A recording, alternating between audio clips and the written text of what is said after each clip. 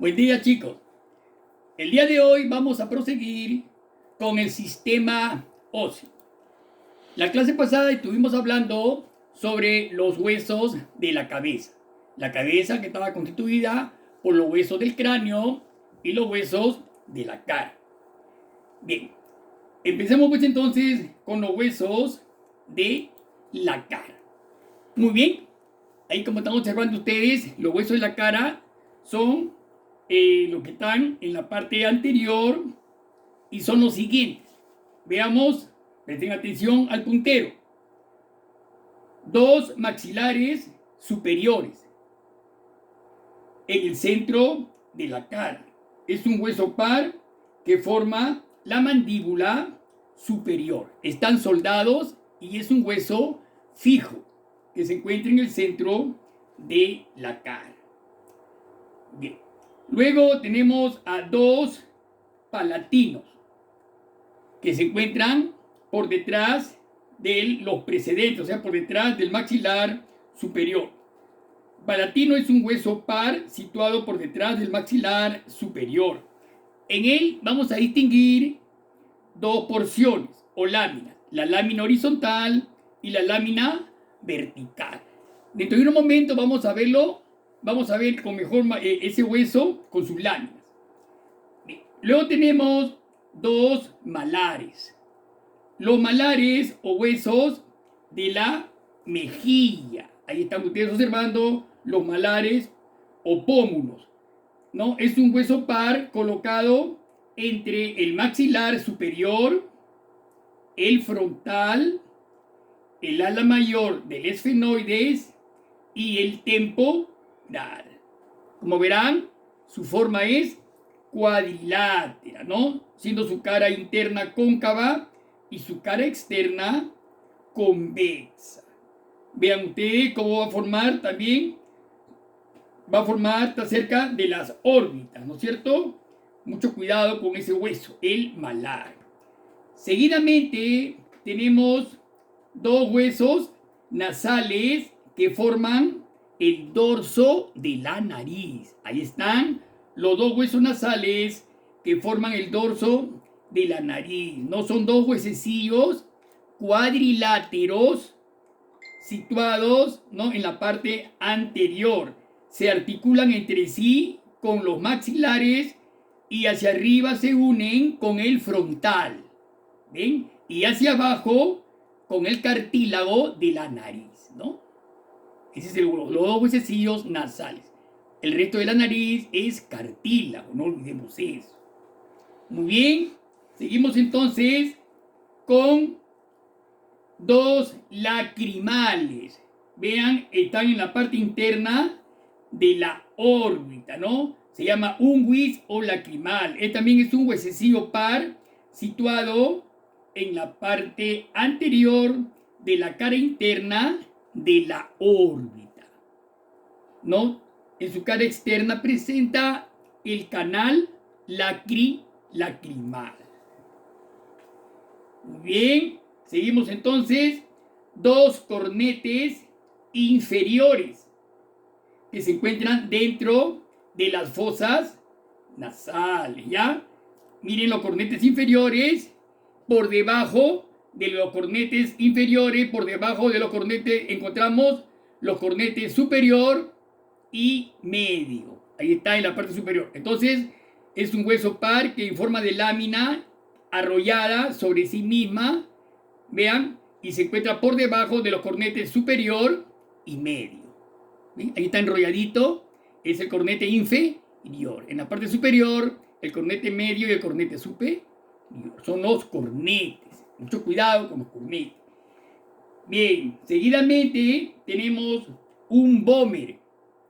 El vómer forma parte del tabique de las fosas nasales. El vómer es un hueso impar, ¿no?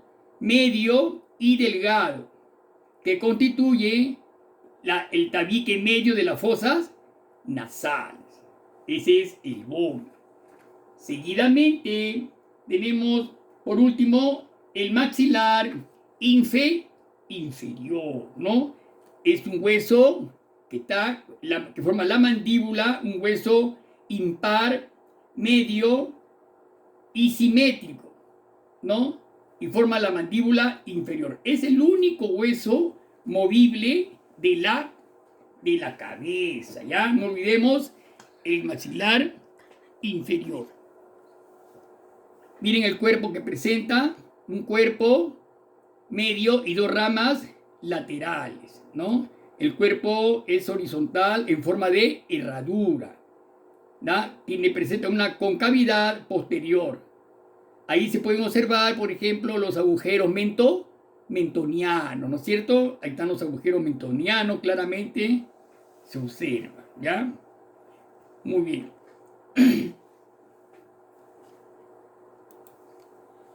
Bien. Lo que le dije antes, ese vendría a ser el hueso palatino, ¿ve? Es un hueso par situado por detrás del maxilar superior y acá se distinguen la lámina horizontal, ¿no? Que se dirige hacia la línea media para soldarse con la lámina del otro palatino, la otra lámina horizontal. Su cara superior contribuye a formar el piso de las fosas nasales, en la cara superior, y la inferior va a formar la bóveda palatina, ¿no? Lo que le decimos el paladar duro, ¿no? Con la lengua, la ponemos hacia arriba la lengua y chocamos con el paladar duro, que vendría a ser la cara inferior. ¿Cierto? Ya está. Muy bien, ese sería, ahí está el paladar duro.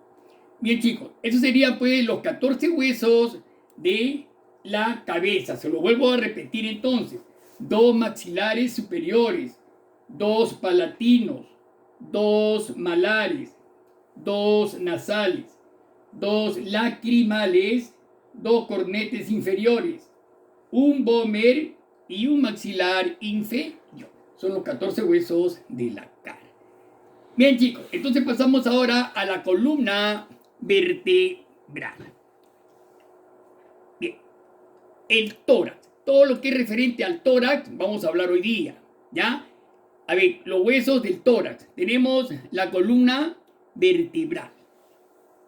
75 centímetros de longitud. Se extiende desde la base del cráneo, desde la primera vértebra, que es el atlas, desde la base del cráneo, y están constituidas por 33 vértebras, que se distribuyen de la siguiente forma: 7 cervicales, 12 dorsales, 5 lumbares, 5 sacras y 4 coxígeas. Ya, veamos ahí, vean los dibujos. Tenemos la columna vertebral vista por atrás, esa es vista por la parte de atrás, la B vista lateralmente y la C vista por delante. Bien, ¿qué vamos a observar acá en la columna vertebral? A ver, veamos. Constituida por 33 vértebras, repito, las primeras 7 cervicales se encuentran a nivel del cuello. Luego, las 12 dorsales conforman lo que es el tórax.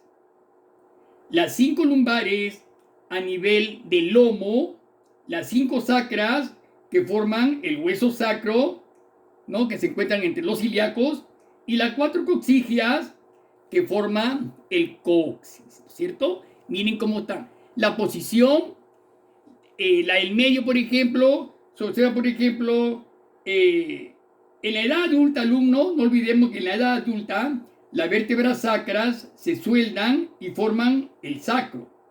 Igualmente las coxígeas forman el coxis. ¿Ok? Bien. Partes de una vértebra. Tenemos el cuerpo vertebral. Miren, alumnos, la vértebra consta, por ejemplo, el cuerpo vertebral es bastante macizo, cilíndrico y presenta una cara superior y una cara inferior. ¿Ya? Miren, ve el cuerpo vertebral. Acá del lado derecho encontramos varias vértebras unidas, ¿no? Conformando entre ambas, encontramos los discos intervertebrales, porque ellas se unen mediante discos intervertebrales. ¿Ok? Miren ahí, encontramos los agujeros de conjunción, por ejemplo, por donde ingresan los nervios raquídeos, por ejemplo, ¿cierto? Bien. Entonces, más a la izquierda encontramos unas apófisis espinosas, que son esas, que van a formar la columna vertebral. Ahí está, por ejemplo, la apófisis espinosa, que es una prolongación impar, ¿no? El conjunto de apófisis espinosas constituye a lo largo de la columna vertebral la espina dorsal. Luego tenemos a ambos lados las dos apófisis transversales, que son prolongaciones laterales, una derecha y la otra izquierda. Luego tenemos las cuatro apófisis articulares, ¿no? Colocadas a ambos lados del agujero vertebral. Dos en la parte superior y dos en la parte inferior para la articulación con las vértebras.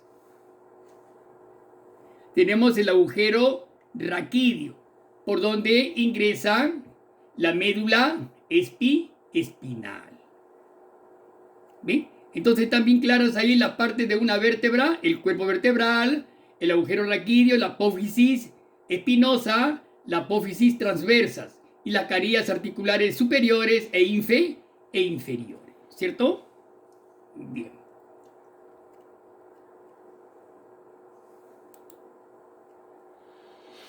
Caracteres diferenciales de las vértebras. Bien, alumnos, observen bien estas diferencias porque luego vamos a ver tres vértebras, cervical, dorsal y lumbar, para que ustedes puedan establecer sus diferencias, ¿ya?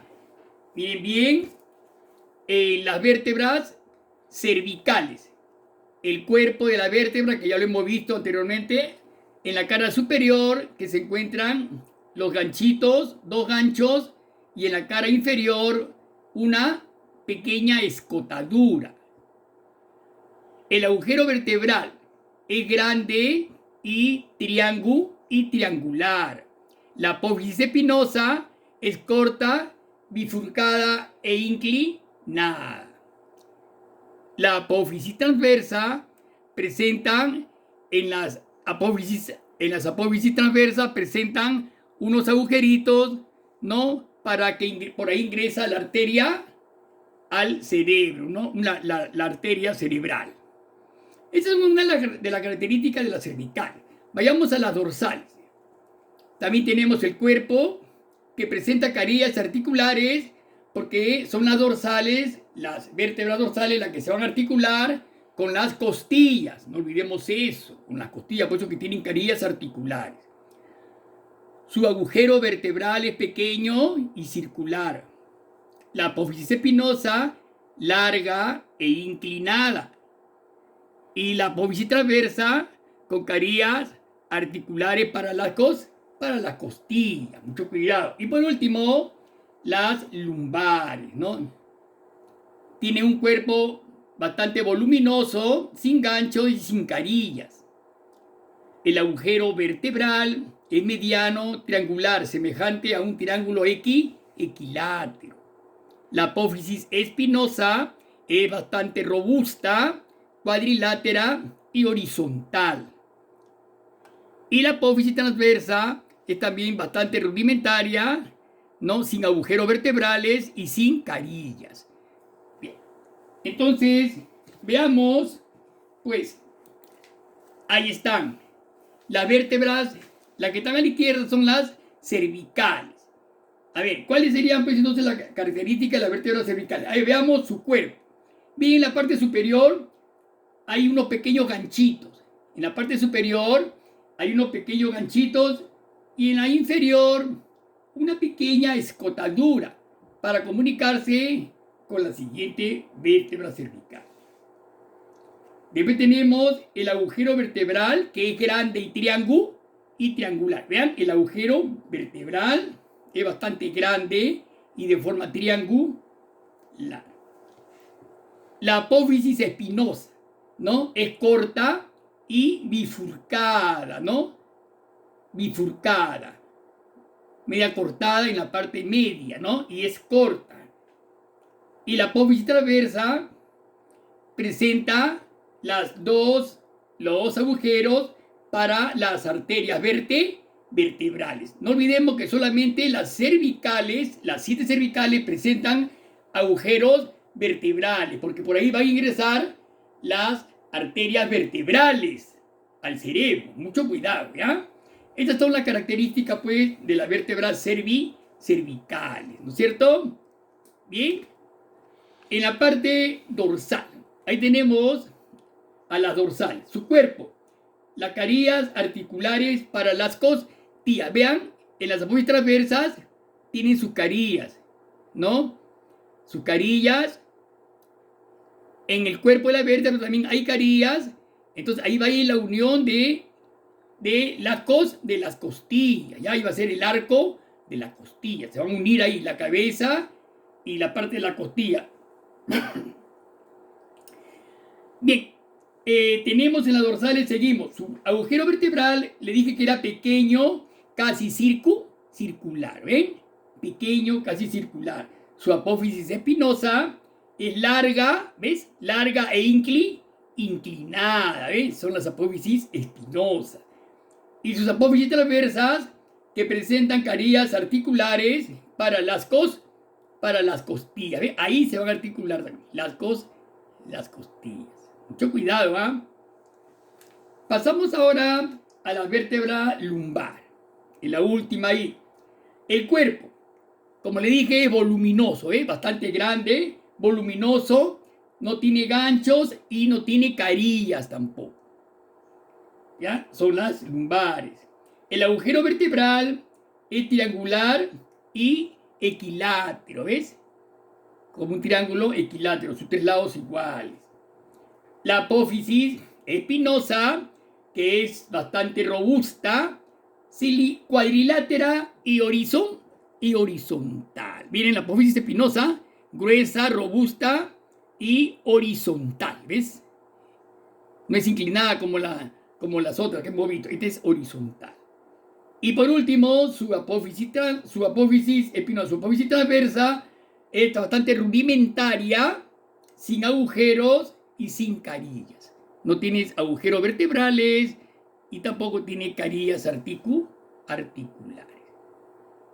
Bien, esas son las diferencias entre las vértebras cervicales, dorsales y lumbares. No olvidemos las 33 vértebras, 7 cervicales, 12 dorsales, 5 lumbares, 5 sacras formando el sacro y 4 coxígeas que forman el coxis. Chicos, no olvidemos eso. ¿Qué tenemos ahí? A ver, veamos alumno. Lo que estamos observando es un segmento de 2 vértebras y la médula espinal que pasa por los agujeros vertebrales. ¿Ya?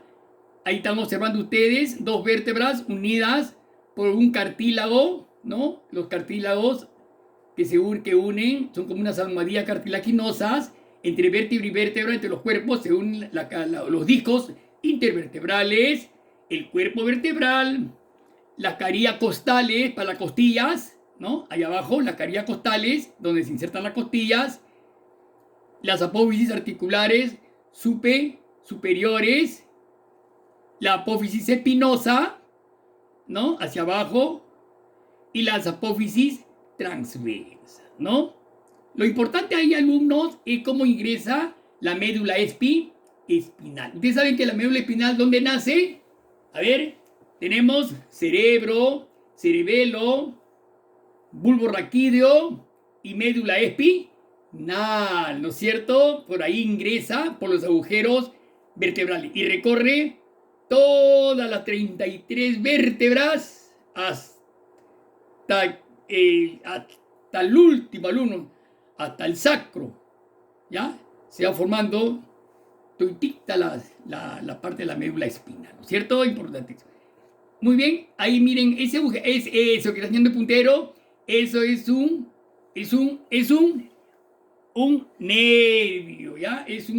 Hay 31 pares de nervios raquídeos, alumnos. 31 pares de nervios raquídeos que salen, 1 y 2 lateralmente. Salen 31 pares a todo lo largo casi de la columna, de la columna vertebral, ¿no? Son los nervios raquídeos, son los que nos van a dar el movimiento a los miembros superiores e inferiores. Acá tenemos al Atlas, ¿no? Es la primera vértebra de la columna vertebral, ¿no? Vemos cómo está constituido por dos masas laterales unidas entre sí por un arco anterior y otro posterior. Miren, ve el primero, ¿ya?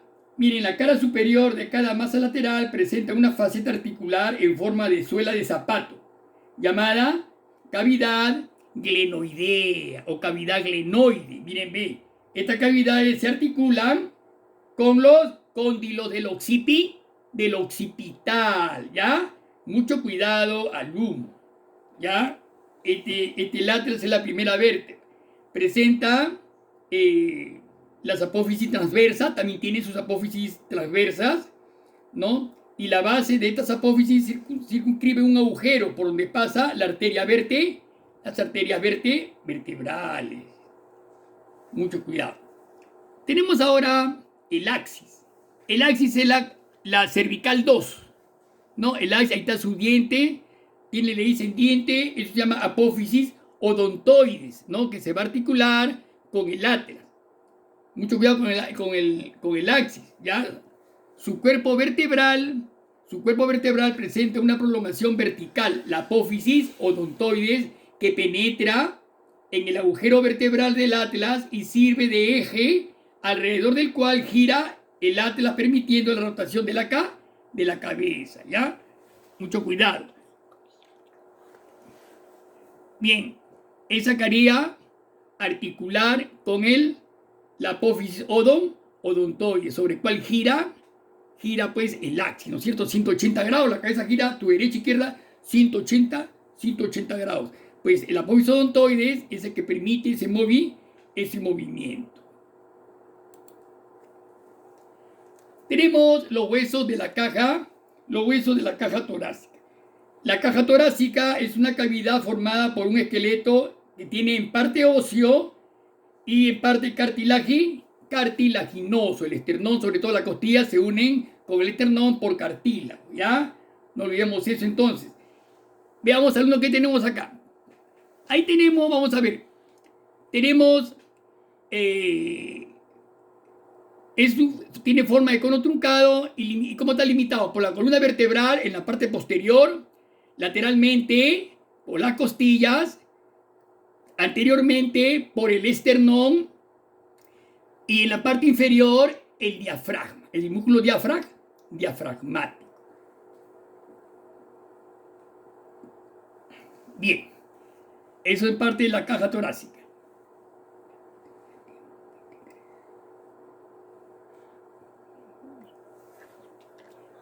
A ver, miren chicos, el esternón. En la parte superior del esternón hay una quilla. En la parte de la primera articulación del esternón, en la parte superior están las clavículas, ¿no? La derecha y la clavícula izquierda. Luego tenemos a la primera costillas, al primer par de costillas, ¿no? Cómo se articulan en la cabeza, en la cabeza salen el primer par de costillas.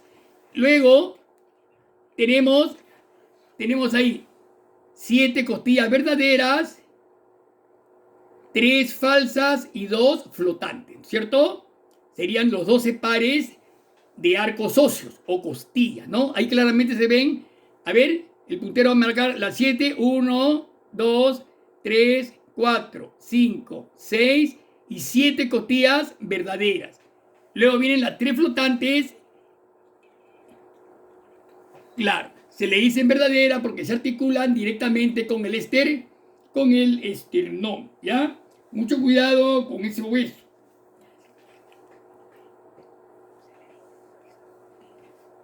Bien, ahí también se encuentran las falsas, que son un complemento con las costillas verdaderas, ¿ya? Con las costillas verdaderas. Y por último, las flotantes, que están flotando, como dice su nombre, ¿no? Están flotando, no se articulan con ningún hueso. Muy bien. Descripción de una costilla. Bien, chicos, dice, en cada costilla se consideran un cuerpo y dos extremos, posterior y anterior. Miren bien, entonces, ahí tenemos las carillas claviculares, tenemos el mango del esternón, tenemos el cuerpo y el apéndice quifoides, que está en la parte inferior. ¿No es cierto? Bien. Ahí están viendo el cartílago también, la articulación en la parte anterior con el esternón, una costilla, cómo se articula mediante un cartílago, y en la parte posterior se articula con las vértebras, ¿no es cierto? Con el cuerpo y con las apófisis transversas. En la articulación. Claro. Ahí están las carillas articulares, se ve, se observa claramente donde llegan el resto de costillas, ¿ya? Bien, a la derecha encontramos una costilla. Vemos la cabeza, vean su doble faceta que tiene para articulación con el cuerpo de la vértebra, su doble faceta, el cuello y el tubérculo. El ángulo en la parte, el surco costal, la parte inferior es bastante delgada para el paso de una arteria, una vena intercostal, y la parte superior es algo roma. La parte superior es algo roma. Bien, eso es la característica pues de una costilla. ¿No es cierto?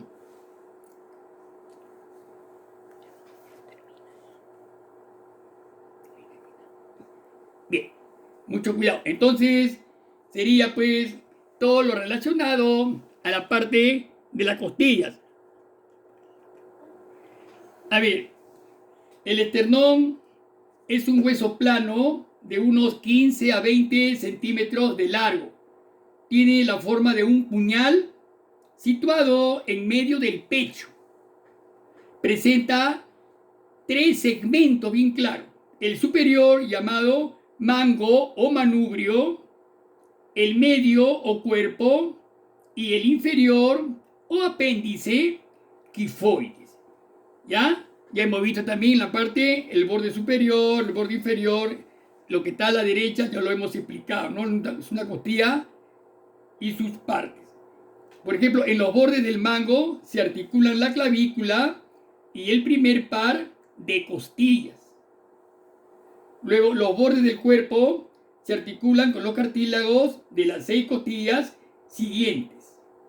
Y finalmente, el apéndice quifoides o porción terminal es de naturaleza cartilaginosa, ¿no? En cuanto a su dirección, el esternón no es vertical, sino oblicuo, o sea, se dirige abajo y adelante, ¿ya? Mucho cuidado con la posición del esternón. Bien, chicos, entonces nos quedaría mucho cuidado para la próxima clase.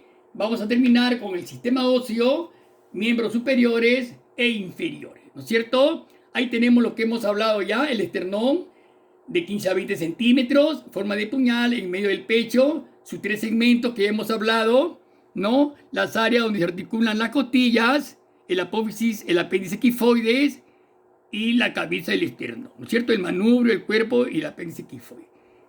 Entonces, nos vemos entonces en la próxima clase y no olviden los trabajos que se les va a dejar en plataforma.